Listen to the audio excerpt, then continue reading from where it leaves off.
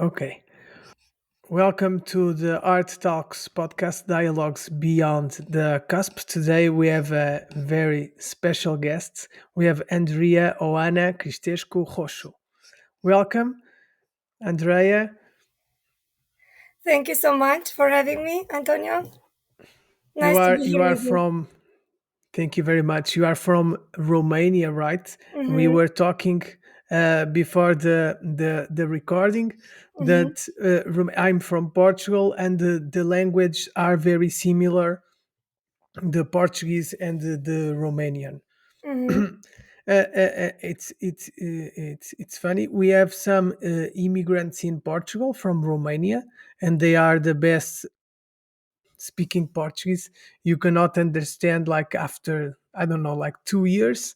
It's like 100% Portuguese. They are 100% good in terms of pronunciation. So it must be it must be true. Mm-hmm. Wow, So that's amazing. So if I want to yeah, move to Portugal, I'm yeah. safe in It's 2 years. easy. It's easy. It's easy. Yeah, yeah, yeah. Here, it's an excellent country to live. Not the Mm-hmm. best for work, but if you, maybe in the end of your career, when you're retired, maybe it could be a great place Place to to live. come.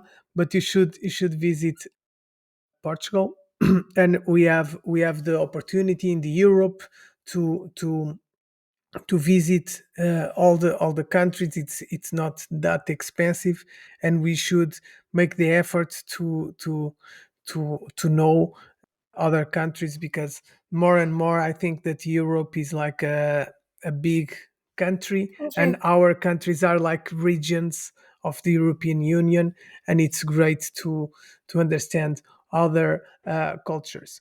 So, Andrea, I would like to ask you, how did you become a dentist? What was the idea? You were one of those kids that said that wanted to be a dentist when they will be grow up. No, actually no. No, I didn't. I decided really late in the 12th grade because I was studying informatics actually in high school. Since the fifth grade, we had a class of mathematics and informatics. Like this was very fashionable. So now all my colleagues have these really big companies with IT, and they are somewhere in the world, like programming from a beach, probably. And no, actually, only me in my class and another colleague, we decided to go towards medicine. I think what directed me towards medicine was the a volunteer work which I did for the Red Cross during the eighth grade and the ninth grade. We went to a contest and we won the contest with helping people and first aid and stuff like this. And then my mother, she said, "Well, I think you would be a great doctor because you are very passionate about this thing." I said, "Yeah, we'll see." Okay. And in the 12th grade, we didn't have all this information about what career to choose on YouTube or on everywhere. So we had this magazine with all the universities from Romania. So I bought the magazine. I said, okay, I'm in the 12th grade. I don't like informatics because I didn't like it. I have to see what should I study. And then I took and going through the magazine and thinking, and then my mother came again in the kitchen. I was in the kitchen. She said, "I told you it would be a good idea, medicine." I said, "Yeah, well, I will think." And then I said, "Well, I don't want to spend all my life in hospital, but maybe dental would be an easier life for a woman because Okay, you you get knew you knew in the first time, like, okay, medicine, yes, but dentistry specifically. specific, yeah, Okay. because you don't have to stay in the night in the hospital. It's easier to Yeah. take care of the family, to stay home. And I said, okay, I can make my own schedule Okay, okay. and You stuff like you this. you had already a plan with 18 years old.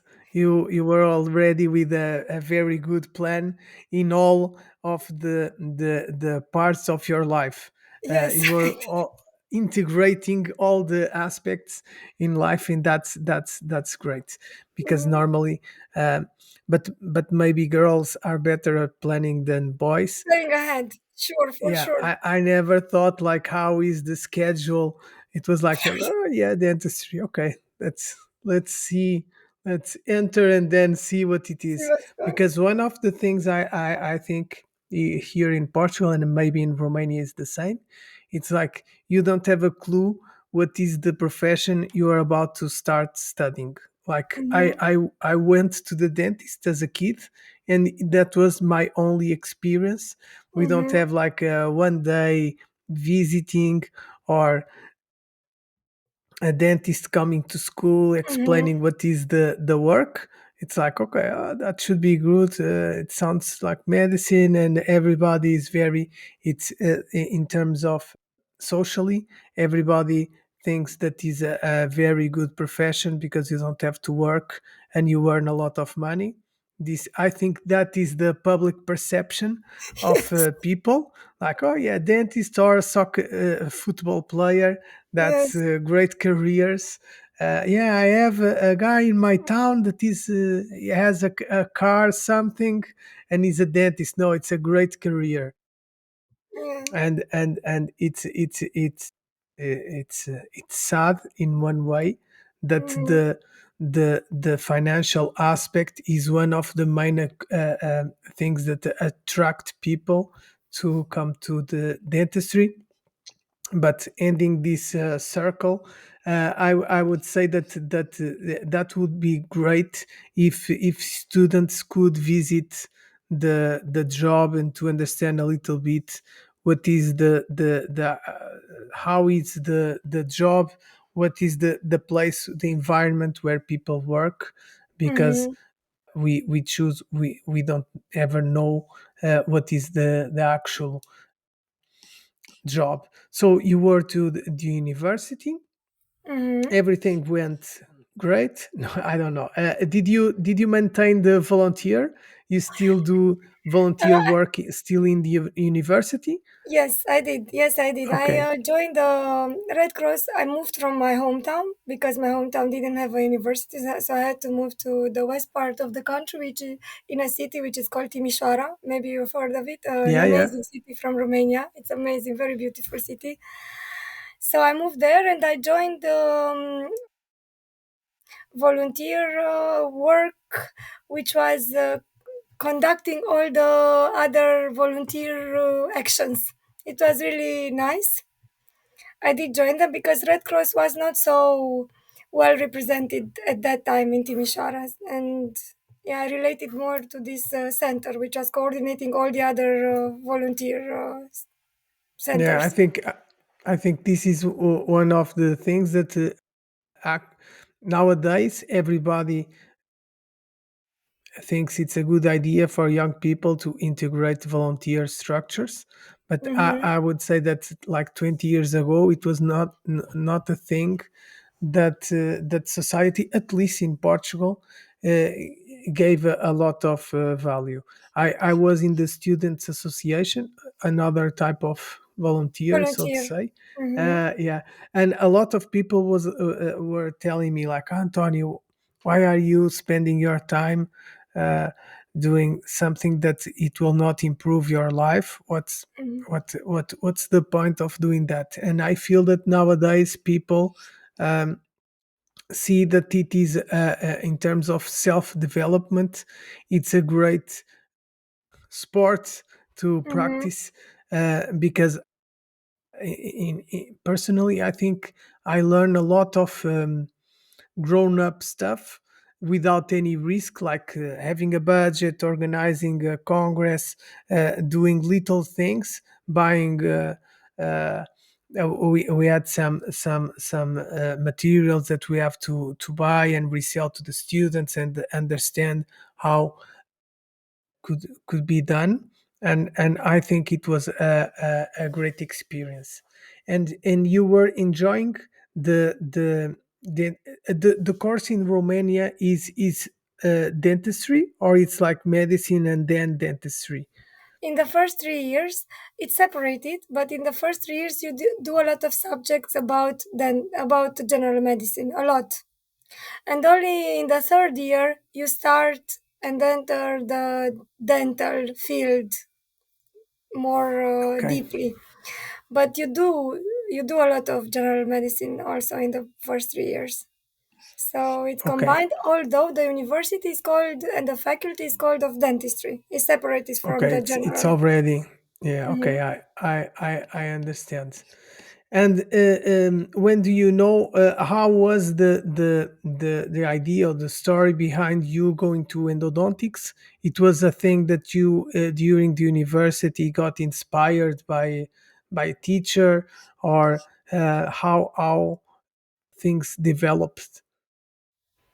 Yeah, this is going to be a little funny because I didn't want to do endodontics. So I had, indeed, I had a great teacher in Timișoara. It's a very good endodontic school, a very good endodontic school. It's Camilianeș. It's a lot of people there, which are really tough on endo. And my we were a group of girls, only 7 or 8 girls in the group, like geek girls, always studying and having the best grades and being very competitive. So the teacher took us under her arm and she taught us endodontics very well. So we had patients even starting from the fourth year, and we were working with rubber dam, with apex locator, with the rotary motor, which was back in 2004, 2003. This was a good start. Like not all dental school from Romania did that. So I knew, and when I finished university, I knew, and I decided to move to the capital of Romania, which is Bucharest. I didn't want to go back home because it was a small city. I wanted to see how the capital is, how it's going, what's going on in there. And I didn't find work except for endodontist. Everybody was looking for an endodontist. And I didn't want to. And I said, no, I'm not going to do endodontics because it's too difficult and I don't want to do endodontics. Although I knew I wanted to do ortho, like because of the money. I'm telling you, I thought, yeah, it's going to be easier, a little saliva on your hands, and then you charge 2,000 euros. Exactly, this is what I was thinking.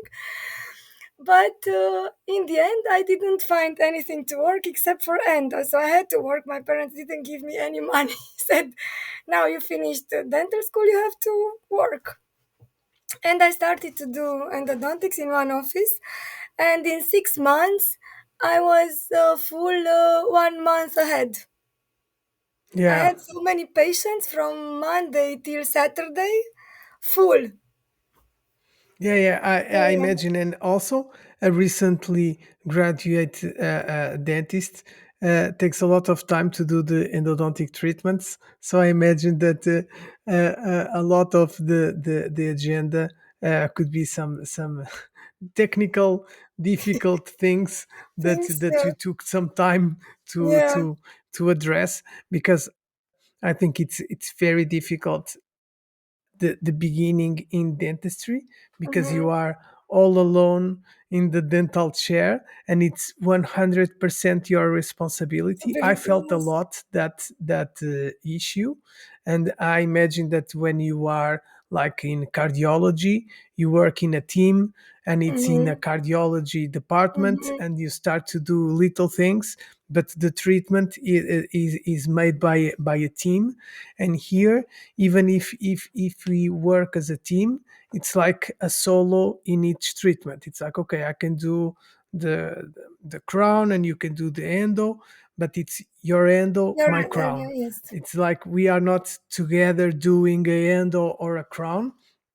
And I struggled a lot in the beginning of my career with the for me the main difficulties were, besides getting to the root canal apex, I think anesthesia was very difficult for me. And also, I would say to schedule the time that I needed I Mm-hmm. didn't have the capacity, the Capacity to decide. capacity Mm-hmm. to know how much Mm-hmm. time I will need for do for a treatment. Mm-hmm. What you feel it was the biggest struggles you had when you started the to work as a dentist, and this podcast, uh, I think a lot of young uh, dentists will hear this podcast, and I'm sure that they will relate with these kind of difficulties. Difficulties. Yeah, well, for me, the responsibility was also I could not sleep at sometimes if I didn't do something like really perfect from my point of view, or I didn't reach it, like you said, the apex exactly. I then I was staying all night and thinking, oh, maybe I should have done this, maybe I should have done that. Why did I choose that file? Why did I do that? And before the recall X-ray came, we didn't have an X-ray in the office, so I had to send the patient to the X-ray. My heart was. My heart was like pumping so hard before I saw the X-ray, because I wanted to see it, to see. And then when I saw it that it's okay, I was like, okay, it's good. And another struggle, it was like I didn't have anyone to ask if I had a difficult case, like case of calcified canals, because no, everybody was running away. In my time, everybody was running away from endo. Everybody, when I mean everybody, like everybody. We were only 10 people in Bucharest, as I remember, as I recall, as I knew, who were doing endo like this, with rubber dam, with rotary, with apex locator and everything. Like Sergio Nicola was one of the people who I talked to in that period, because I didn't have anybody to ask. I didn't have any information, where to take the information. I bought all these books. Cohen, Pathways of the Pulp, I remember, and I was trying to read before the patient came, like, let's open this book, let's see what I can do here. So the lack of information was a real struggle for me to find the information. I went Yeah, to all yeah, these and courses. When Professor Castellucci came, I think he came, I was like in the first row, like there, just to hear some other tips and tricks. yeah. Let's remember that the internet was not the same as in today. It was very limited. For me, it was a very eye opener, the roots mailing list. There was a Mm-hmm. mailing list, and Sergio Mm-hmm. Nicola was on this mailing Mm-hmm. list with people sharing cases, and Tony Caniotis. Mm-hmm. There was a lot of endodontists, and I was like crazy trying to Trying absorb to all the all the information. information. Yeah, and Sergio Nicola for me is a great innovator. He's Mhm, always trying to do tricks and hacks to the mhm, to the hardware. Uh, mhm, uh, I maybe one day I could do an interview with him in this podcast, because I'm sure that he has plenty of stories to share, because he's older than us. mhm, So he must have his beginning of career. Uh, Maybe it was harder than for us, even mhm, in terms of buying material and having mhm, the things.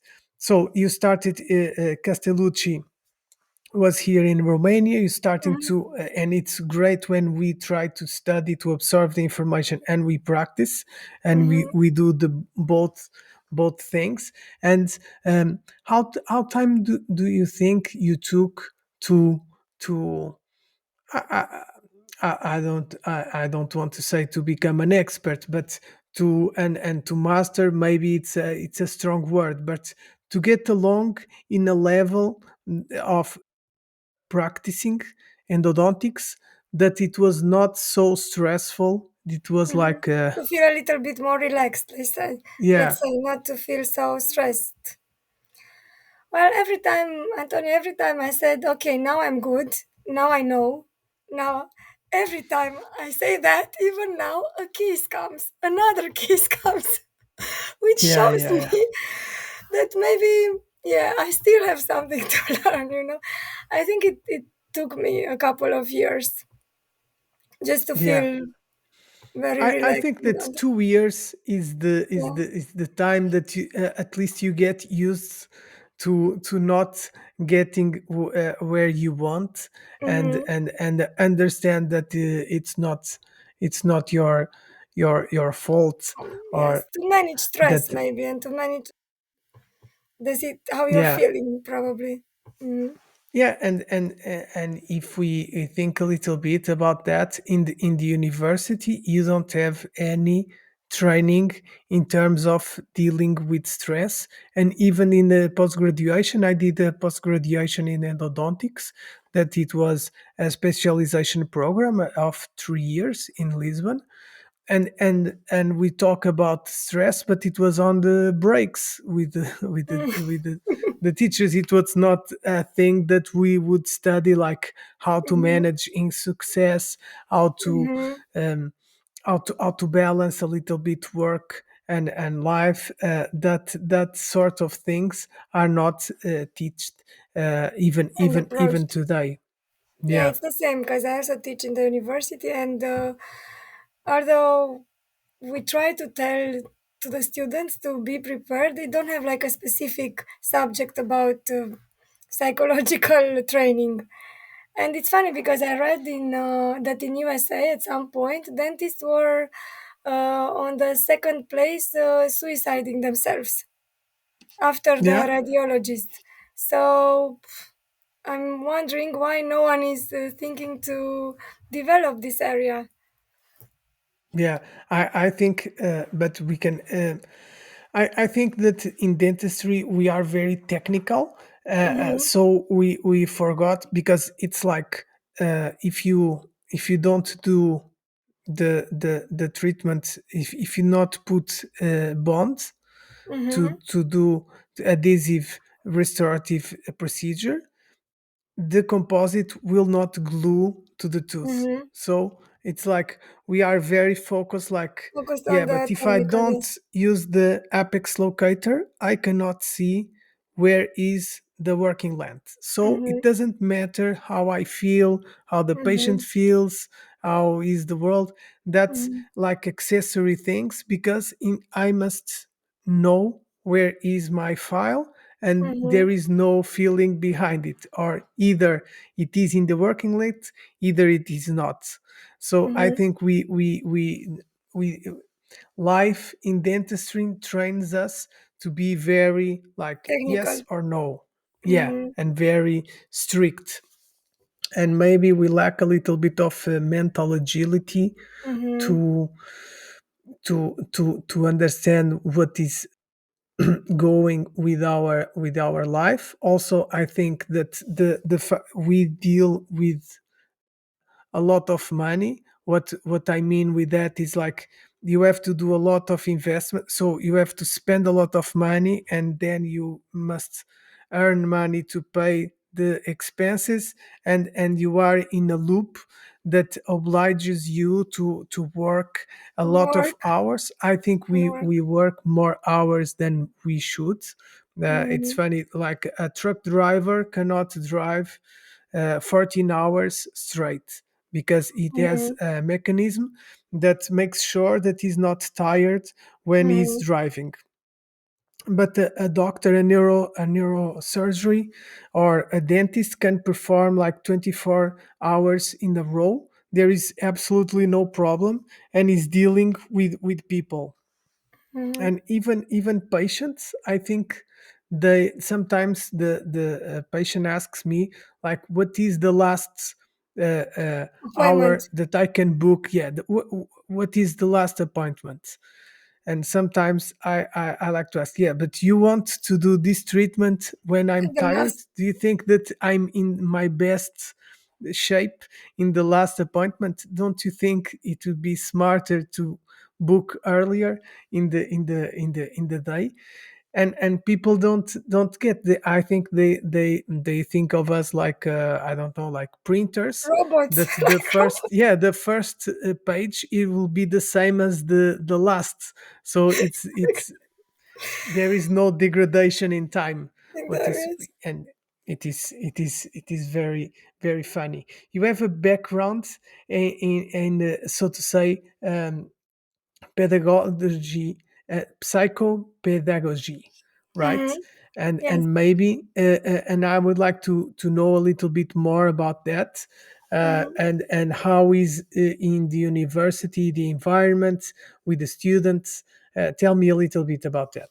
Okay, so that's a very dear part to me, which I do for my soul, as I like to say, about teaching.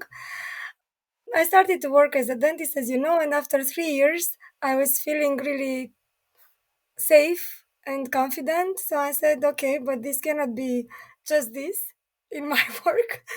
And I have to do something else. I have to do something else. But what should I do? Let's do something which is meaningful. So maybe I should. I had one colleague, he's oral surgeon, and he was teaching. And he said, listen, you explain so nicely to the patients. Maybe you should come and explain to the students also. I thought for 1 year and I said, okay, good, let's try. So after 1 year, I tried to go there and teach as an associate professor. I liked it. And I said, okay, I'll stay 1 more year and see. I stayed the second year and then I said, okay, this is for me also. So I need to join also the PhD because in Romania, if you want to teach, you are obliged to have a PhD also. And after joining the PhD, I also get a real job in the university, and that was 14 years ago, which Okay. was a long time ago. In Yeah, order yeah. to teach, also you need to have a psychopedagogical module. You have to study a little bit because you're dealing with young people. You have to know how to present situation and how to teach exactly because we didn't study so much in the university again about this. So I had to do this for 6 months besides the PhD. And do you find differences between the students in the last 14 years? Do you think that the what do you think about their personalities, Hmm. or the way they are viewing the world? Don't worry. What do you think? Well, I was speaking to other colleagues because there are generation and generations, and some of them they say, "Oh, the this is the worst generation. Our last generation was the best," like they say this.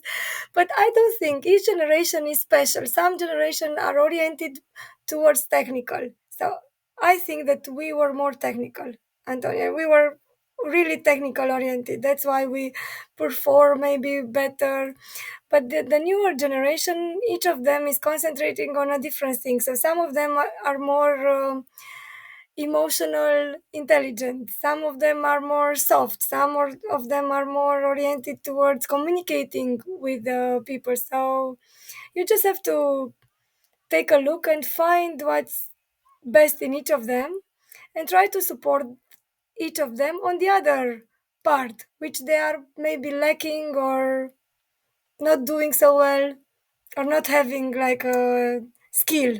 Yeah, This is what I I think. think I think that nowadays there's a big there always we had a generation issue, the young Mm-hmm. against the Mm-hmm. old people, in Mm-hmm. terms of music, arts, everything.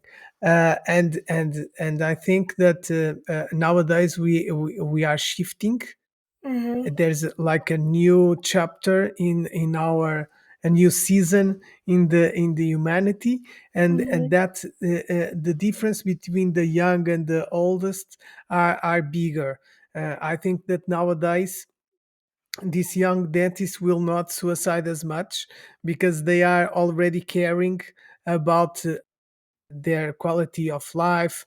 They want to do exercise and to Mm-hmm. be in balance, in a healthy way. And maybe they our generation, I thought for several years, like, okay, I must be a good dentist. If I'm a good dentist, I'm worth as a person. It's like Mm-hmm. if I'm a good dentist, I'm a good person, and Completely that's the relate most to that. important. Completely relate to and that. and Yeah. and nowadays, yeah, I admire young people. It's like the mindset is like, no, I want to be a nice person, I want to be a good person. Okay, and I can be a good dentist, but my priority is to train as a person. and Mm-hmm. and I work as a dentistry is a job. And Yes. I think that some years ago it was like, no, dentistry is my life. If I can do Yes. the best root canal treatment in the Treatment. world, I'm a good person and everything is okay, and everything will follow. Like, Mm-hmm. okay, if things at work are good, everything will be great. And nowadays I see, for me it's very funny because the old people get very mad with the Mm-hmm. youngsters, and I feel I'm in between. Maybe I'm chronologically, I think I'm more like near Towards the the old. young. No, towards the I young. think near the old, but in terms of mindset, I want to be. That's a characteristic of an old guy, is want to be near the Young. youngsters. And for me, it's like, no, I agree with the youngsters. They are right, and the youngs are always right. The world shifts always towards Towards what them. the Yeah. youngs say, and not what the old people say. So we, as becoming old, we must not lose that in mind, and understand that the for me the youngsters are always right.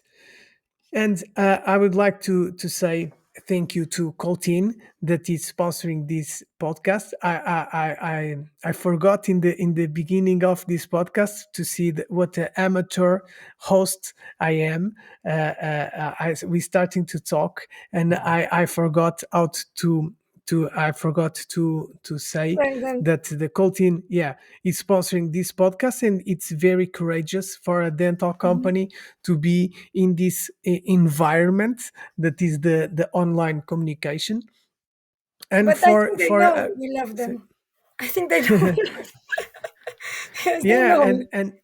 and it's also um, a challenge for a company, a Mm-hmm. dental company, try to understand what are the future trends, and what the young, because the old customers, if we say in terms of dentists, the old dentists and the new dentists, they will not buy the same things. And Mm-hmm. even it's my strong belief that the online sales will be a thing in the future, in the next few years. And maybe it's not in the present moment, but Mm-hmm. I imagine that young people will buy the materials in the smartphone, uh, going outside of a gym or something when they end the the gym. And for the dental companies, it's very it's a big challenge to try to Mm-hmm. understand what is the next big thing, even in Mm-hmm. terms of endodontics. And Andrea, you Mm-hmm. saw already several different materials coming and going. There were materials that once they were introduced in the market, everybody liked straight away. There were Mm-hmm. others that took some time to impose themselves. There Mm-hmm. are others that we cannot remember anymore, that Yeah. disappeared. And I would like to ask you, um, what is your top three in terms of endodontic files, or the files that you used in your career, and what kind of materials do you think are your favorites? Okay, so like I did, I remember like what I told you about choosing my career and making a plan. Normally I study and then I know. I make a plan and then I know. So I'm really very, how should I say? I don't, Boring. yes, boring. Yes. Maybe boring. I don't try to change a lot of files. So in the beginning, I was using ProTaper for 8 years. I didn't feel the need to change them. Although I listened already to the other podcast you had. I'm not telling which one. And I completely agree with the faults of the file, so I knew. But I felt the need to change them only after 8 years, something like this. When I saw a lot of files coming up, and I said, okay, I have to try that and that, and I fell in love with the Coltin products with Highflex CM, and I still love them. In 2015 in Barcelona at the ESC in Barcelona. I Yeah. met there Barbara from Coltin, and then she said, "Doctor, please come and test. We have some new files." And I said, "Okay, let's see what's this." And the first time I put my hands on the file, I said, "Wow!" I said, "What is this?" You know. I said, "Wow, what file is this?" And she said, "Yeah, it's a new file we just developed. It's HiFlexiM." I said, "Okay, I'm gonna start using it." And since that day, I'm still using HiFlexiM. I cannot give up on CM. And now I think also OGSF. It's a big hit. Canal Progeny. Yeah, Also, I would like to make just a little Mhm, comment about the mhm, iFlex CM, but because I think it's interesting, it's mhm, one of the cases of one thing being a little bit ahead of its time, because mhm, iFlex CM I think was launched in 2010 or mhm, 11, something like mhm, that, and nowadays you see the market. There's a lot of controlled memory mhm, or martensitic files, and nowadays I think that everybody accepts like the best its treatment for mhm, files is a mhm, more martensitic type of files. And in mhm, the beginning I think there was a struggle in part of Colton to try to mhm. present some files because Then we were used to a very rigid the files, file, and yes, it was strange to see a file that bended blended, yes. in that way. And Yeah, you're nowadays I right. think it's common sense that martensitic files are good in terms of Mhm. the not distorting the original anatomy and Antonia. respecting the anatomy. And it was not evident in 2010 or 11 when Mhm. they launched. Launched it, yes, and it was an amazing product, amazing. This is what I was thinking even then. In terms of iFlix CM, do you Mhm. have like a pattern in terms of file sequence, or do can you maybe you study the X-ray and you Mhm. know you plan like, okay, I'm going to use this one Mhm. and that one and that one. But I Mhm. imagine that if we study all your root canal treatments, there we'll find a pattern. Like, Yes, okay, Andrea yes, I have a starts with pattern. this one, and then Yes, she yeah, never goes without using that one, and yeah, sometimes she uses yes, this one. yes, Could yes, you yes. share with us a little bit what Mhm. is your like more standard or Mhm. Mhm. more habitual files that you use? Mhm. Now I'm combining CM with EDM, but from EDM I'm using the smallest file, like 1503, sometimes 1005, just for the glide path and patency. And mostly I have retreatments, so I'm using always the remover because I have Hmm. retreatments like most of my casing. I haven't seen a vital pulp for for some time, so the remover it's on my table always. And then the 1503 or 1504 from either 1503 from EDM, either 1504 from CM, and then I finish in 2004 or 2504 from CM. I don't Okay. go larger. Yeah. Okay. So Mhm. you someone could say you have like thin preparations like Mm-hmm. 2504. That would be your like I Yes. don't want to say standard, because of course you can tell me like, each canal is Mm-hmm. its own anatomy and we should see. Yeah. But in terms Statistically. statistically Mm-hmm. seeing, uh 2504 would be like your Of number course, I one. adapt to each canal. If it's Yeah, larger, of then course, of I will course. go. But I don't enlarge specifically. This is what I'm saying. I don't enlarge it more than necessary. I even can finish for lower molars, like in the mesial canals, in 20 or 4. I don't. I never felt the need to enlarge more than the Okay. canals. Never. Since Yeah. I'm doing endo for since 2008. So I never enlarged. Even when I was using ProTaper, I stopped in F1 or F2 Yeah. if the canal I was I finished. always felt like that it's a crime to finish in a 20. Mm-hmm. So for me it's like 25 is the minimum, Mm-hmm. but it has to do with the conferences and Mm-hmm. all the endodontists.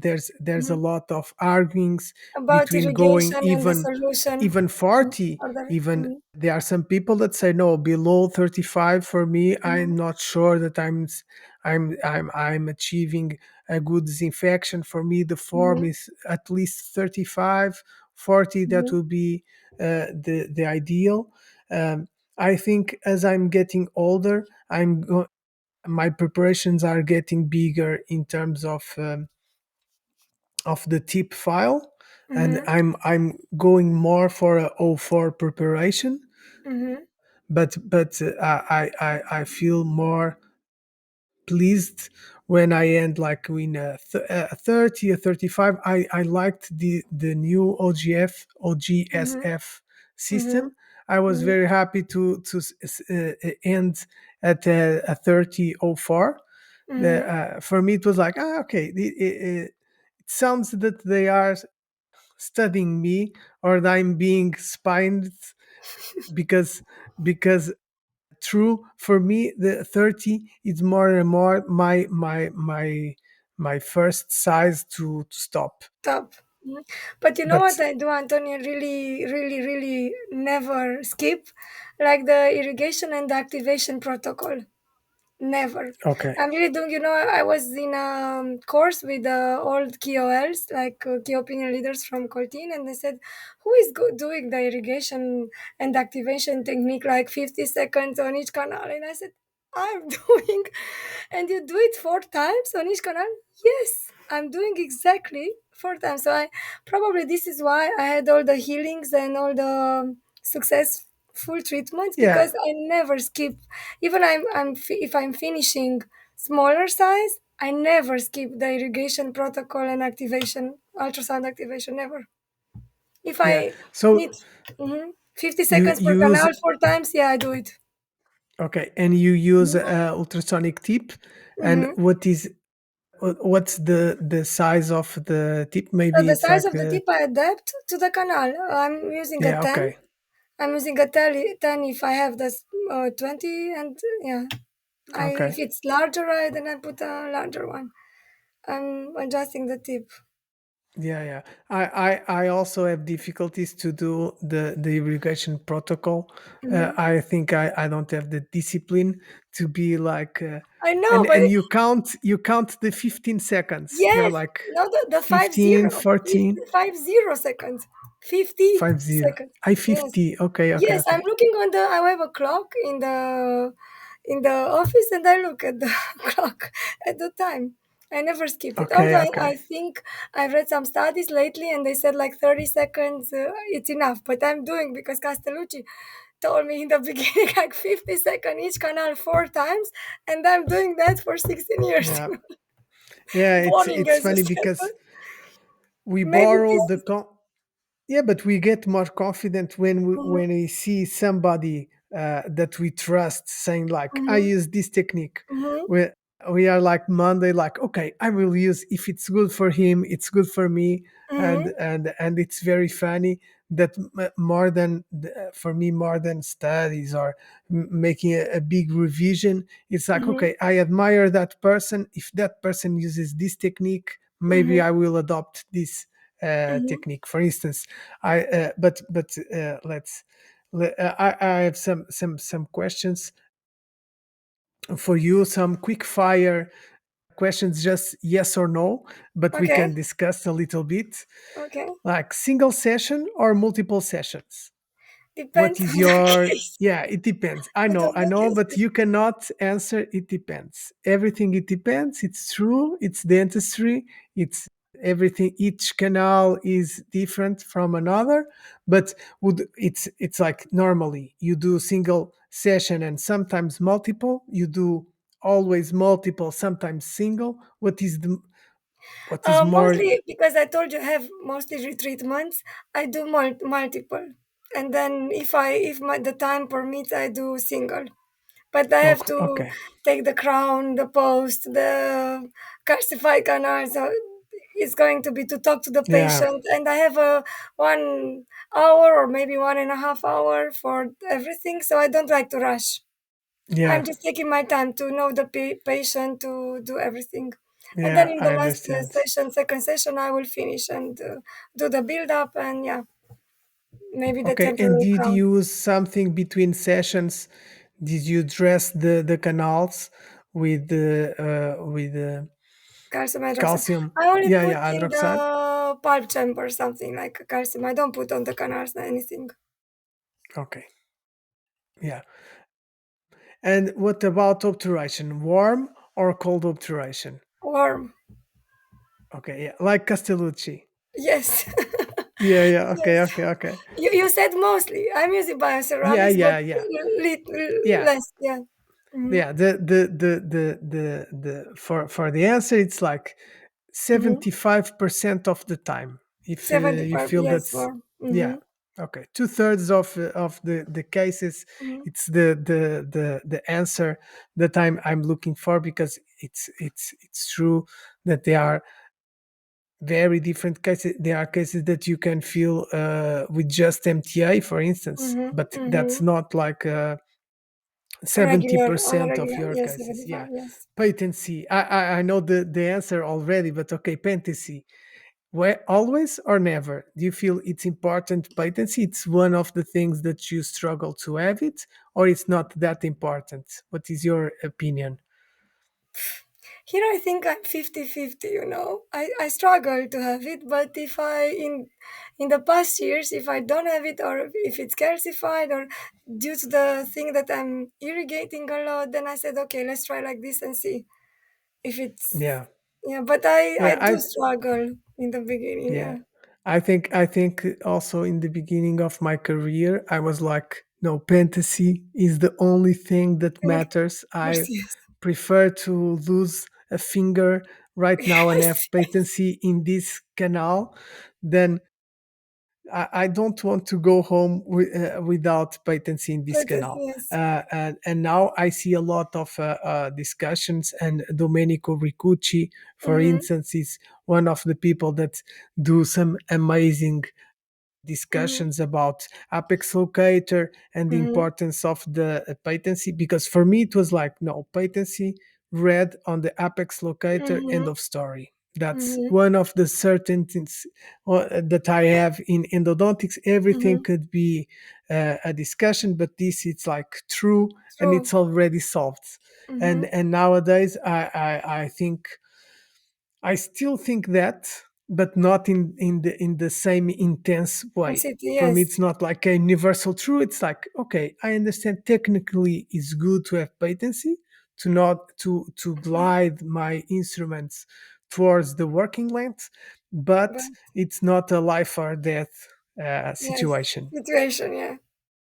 Yeah. For me, it's the same. So It did change through the years. Yeah. I started like yeah, the red, and then I said, okay, okay, okay. Let's see.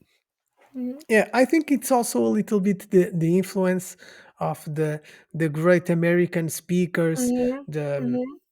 and even Castellucci. We could argue that is a American speaker, at least in concept, the disciples of Herbert Schindler and everything. I Mm-hmm. think that we had a lot of concepts from them, even Mm-hmm. Buchanan and Cliff Mm-hmm. Ruddle and all those superstar big names. Mm-hmm. And then things started to be more complicated, and people started to think otherwise, and not explaining so simple, like, Yes. okay, no, you have to patency. And nowadays with Domenico Ricucci, I'm always in doubt of everything. He's a He guy was that just in that can, Romania in November, presenting his yeah, really nice studies, and yeah, he was here in Bucharest at the university where I teach actually.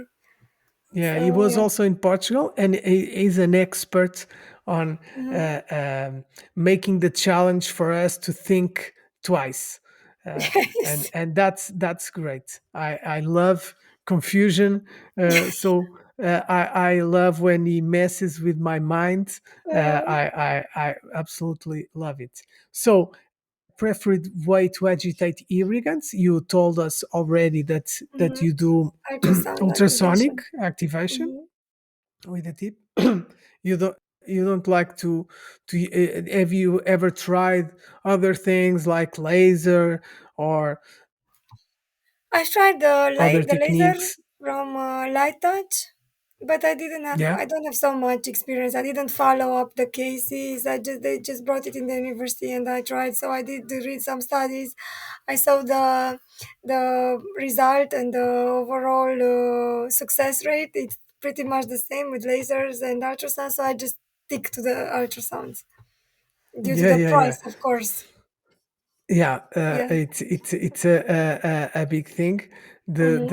The price, it's of course difficult to, and even Mm-hmm. if you work in several practice, you Mm-hmm. cannot go with a Mm-hmm. 50 kilogram laser. Of In laser after you, yes. And sometimes it's difficult. I also like the agitation of the cone because it's Mm-hmm. very simple. It's Mm-hmm. even cheapest than Super. the ultrasonic irrigation activation. Yeah, So but it's that's just uh, mechanical. So yeah, yeah, yeah, yeah, you need the ultrasound. Yeah. yeah. But at least you go to the working length. Yes. There's things Big positives discussion. and negatives. Yeah, yeah. I don't think there is one technique Hundred that is percent the sure. Yeah. ultimate. Yeah, Mm-hmm. I like also, now I'm starting to eat the sodium hypochlorite with the tip, with the gutapesha tip, the eating Mm-hmm. tip.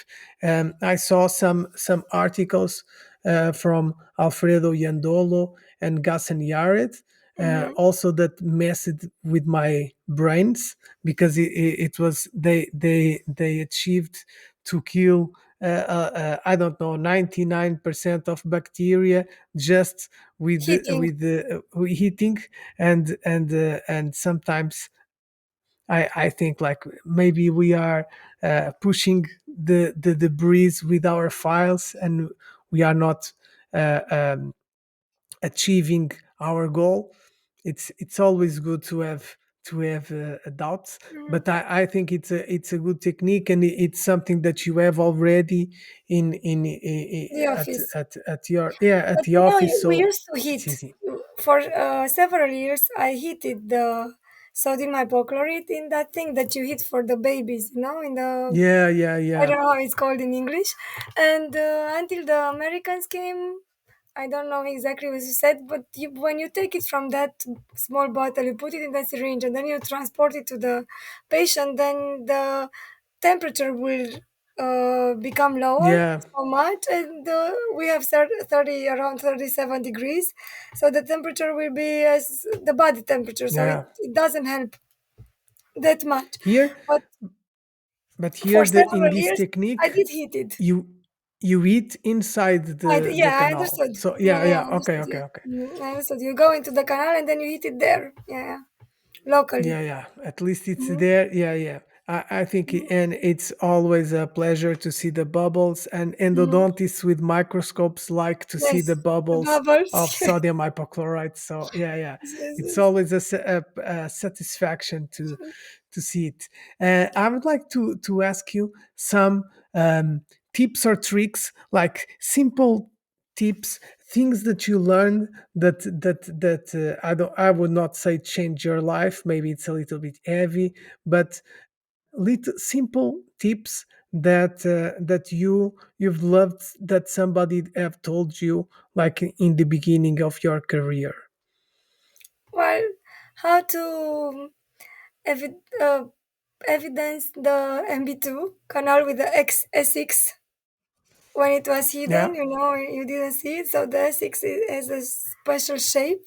And when I saw it's very, very small, I was trying to negotiate it with small, small files. And then when I just took the S6 and it fell into it. So I said, yeah. wow, that's amazing. And that went to all the calcified canals, which were calcified from the pulp chamber. This was one of the easiest things. Okay, okay. Yeah, and the highlights. And then when I said, wow, this is Yeah, amazing.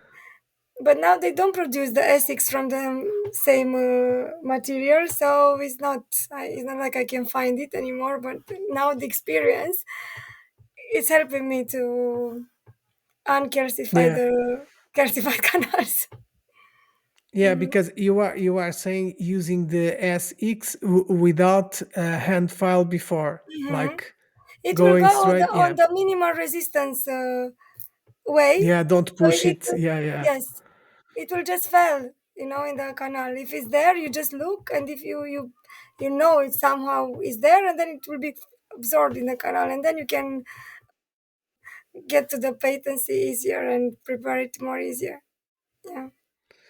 Okay, and now we can go to other kind of tips that I'm certain that you may share with us, the audience, because you also uh, have a training in coaching, right? Yes. Can you tell me how a dentist very technical that studies everything, that likes to do a plan, how was the idea to enter in this world that sometimes people don't see it as very Useful. serious, Mm-hmm. and serious it's like, okay, this the Hmm. cheap talk. And Yeah, how yeah. how was This is how how my was father your says. Oh, just talking. Yeah. yeah, yeah, yeah. So because I had a plan since high school that I will open my own practice at some point because I had a plan. So I did open my own practice when the time came. And after a couple of years of the office, actually 4 or 5, in 2020, before the pandemic, I was on the edge of a breakdown because being a dentist, as you said, it's a complete job. It's not just technical. We thought or we think it's just technical. How do I perform better? But it's not just technical. You have to get along with the patients. You have to get along with the colleagues. You have to get along with the distributors. You have to get along with the person who's fixing your chair. Because if you don't have a dental chair, then you cannot work. And guess what? That guy is really busy and he won't come. So you have to schedule or reschedule all the patients. And then everything is like a domino effect.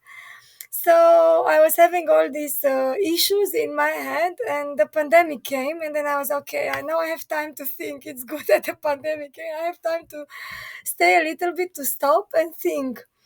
And then I thought, what should I do? What should I do in order to develop myself? I started with an entrepreneurial course because I had the office for 5 years and I never studied entrepreneurship. Like, this is wow, another thing to discuss. I think this would be another podcast. Yeah, And for then sure. yeah, and from the entrepreneurial course, I met one girl, and she was a coach, and I was very, very interesting in one her energy was really nice. The way she talked, I said, okay, let's see what is this. And I called her and I said, listen, I'm very interested in what you are doing. I feel that there is a connection. Please tell me. And she told me that we are what is coaching about, how it can help you develop your relations with other people and even with yourself. That they have a school of coaching. There are two ways in which I can or we can use coaching in our lives. Either you are a coachee, so you have a coach which talks to you and helps you in different areas of life, or you choose to become a coach yourself. And after trying to be coached by her, she said, no, no, no, no, no. You have to do the coaching school because apparently I was not a good client. She was asking me all these questions and I kept answering how I thought she wants me to answer. I didn't answer. I was very technical, like, this should be a good answer. I would say Yeah. that. What is the normal answer to that? Yes, Yeah, yeah, yeah. exactly. What is the normal answer to that? So she said, after a couple of sessions, she said, no, this is not good for you. You have to study and go through coaching school. I said, I have to go through coaching school. Why? Listen to me, you have to go. So I did do 6 months of coaching school, and that completely changed my life. It helped me develop skills which I never thought I have about talking to people, connecting to people. It was amazing about knowing myself. It did change my life. I mean, it got me off the burnout. And Yes, what kind of tricks and tips can you I can share share. in the like simple things for a dentist that is struggling, that is Hmm. near burnout, but it Hmm. is not doing any self Self. developing thing. Like he knows he has a problem, he Uh-huh. doesn't know how to start, how Start. to change something. What is the simple thing, like Think. two or Always three tips that could improve his life? improve. Yeah. Always don't blame others and don't blame you either.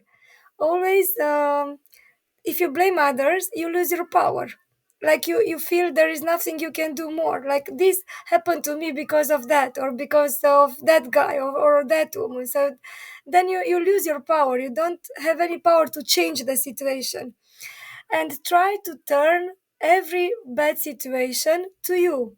Okay, why this thing happen? Why this thing? Why does it? What does this thing show to me, about others, about how can I resolve this thing? Always turn it to you and go towards yourself. Don't place it outside you.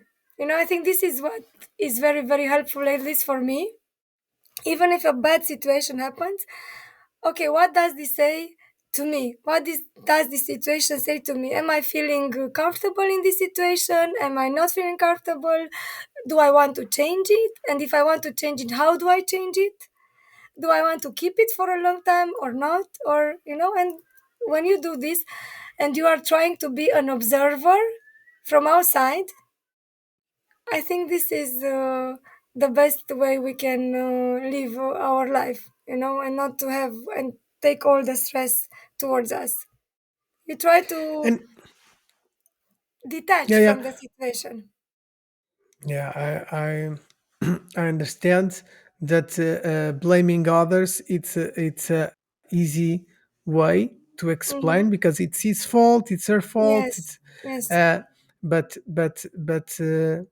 maybe you lose the capacity to believe that you can change Change. things. But sometimes if you are always also, and you talked a little bit about that, blaming yourself, like, it's my fault, it's my fault, Mm-hmm. it's also complicated. So the maybe the idea is to have a balance. And the thing you said in the last, like seeing from the outside, Mm-hmm. uh, can be a way of removing the blame or Mm-hmm. the stress of being the victim, or having the problem being inside Mm-hmm. myself, and try Mm-hmm. to see from outside Mm-hmm. perspective. And Mm-hmm. tell me about daily routines. Do you have some kind of routines that you can that you feel that help you balance your work life with your personal life? Do you what are the daily routines, or what you recommend, or what improved in your life that you can share with us in terms of routines? Mm-hmm. So I began working a lot. I didn't pay attention to my life so much as you said in the beginning. Maybe because this was our time and our generation. Maybe the world needed this. But if I look back in time, I always tried to have a little fun, to disconnect from my work. So always I like to travel a lot. So if I'm feeling that I'm a little tired, I just disconnect for 1 day, 2 days during the weekend. I do sports also. I know you also started to run. I run Yeah, sometimes, but not as much as you do. I like to go dancing. Yeah, girls they like to dance, or yeah, yoga lessons, or yeah, I think sport is very important, and also traveling and doing things for yourself, staying with your family, things that bring you joy. yeah. I think. Because sometimes we forget and the days Mm-hmm, passed, but mm-hmm. you have like uh, um, scheduled things, like, okay, no, on Wednesday I will Yes, do yes. this Yeah, I do. dancing. Yes, It's I like, do. Yeah, I yeah, do. I not do. negotiable, because Yeah, I you know. have to have a schedule. I think it's important. I don't know, but Mm-hmm, tell me. I think it's important to have things scheduled, to not being eliminated, because it's mm-hmm. easy to say like, ah, okay, I'm not going to the dancing lessons because I'm No, I do tired, have a or schedule. Of yeah, course, I do. everything Yes. organized. Yeah, Yes. yeah. Every day I have in the agenda, and then Monday I'm going to cosmetics. Tuesday I do have a schedule besides the office. Okay, so Okay. yeah. Yeah, yeah, yeah. I one day we maybe you should do a daily vlog for Yes. us to see the discipline and the organization Even about this I learned your in the routines. coaching school.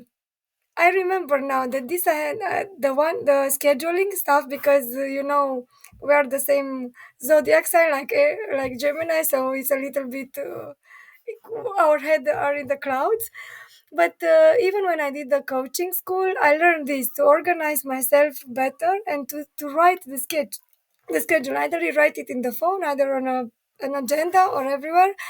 And I did write at some point even my eating hours and everything, like sleeping hours. I put sometimes like reading hours, or not doing anything hours, or walking in the park. So everything I had to, until I learned how to organize better. I wrote everything. Yeah, I don't schedule anything besides going to work. So I will try to do that, It's and I amazing. think You know it's how many things great. you can do, and you have time for everything if you do that. At least this is Yeah, my opinion. Like the time no, is. no, I believe it.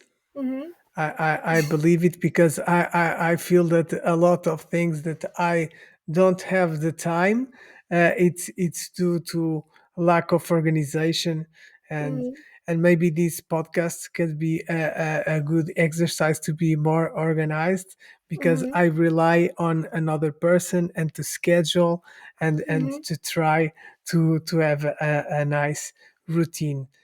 Okay. Andrea, I would like to thank you, because this conversation was very funny, and I think that people that will hear this podcast will learn a little bit. Maybe not the technical part, it's not the most important. Maybe this is the big lesson for this episode. Um, but for us to the run the course is very long, so Mm-hmm. we must be sure that we have the capacity to endure the struggles throughout our lives and careers, and maybe that's more important than achieving patency in one or two canals.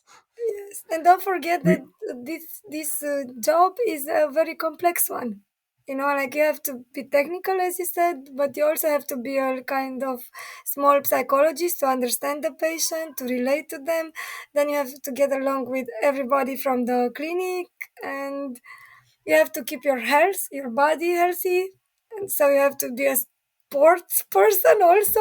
You have to eat well, sleep well. So yeah, I think Yeah, yeah, it's yeah. a To achieve complex to achieve patency patency. in life. Uh, Yes. yeah, but and maybe I will discuss this later with you in a future podcast. We work a lot with pain and dental Mm-hmm. pain and people being Mm-hmm. afraid, and we have Mm-hmm. a lot of patients that are phobics in the dentist. Mm-hmm. That's why they need root canal treatments, Mm-hmm. and so it's a very complex thing. It's not just the restorative Started. procedure or just the Mm-hmm. obturation of the canals. It's also managing this kind of personalities, Mm-hmm. and we see a lot of people, and I can see some patterns. People blaming others, like saying, oh, my mouth is not very good because I'm Of the always in bad dentists. All the yes. dentists that treat me were very incompetent. And it's interesting for us to understand how is the speech of somebody, Mm-hmm. and the things we say. it Mm-hmm. it's a, models a little bit the things we think. So Mm-hmm. sometimes I feel a little bit pity from the person, like, okay, this person has a lot of problems, Traumas or and traumas. Mm-hmm. it's not in the right path. Mm-hmm. This person is not trying to solve anything. Mm-hmm. She's just continuing in this process of misery, Mm-hmm. and that's sad.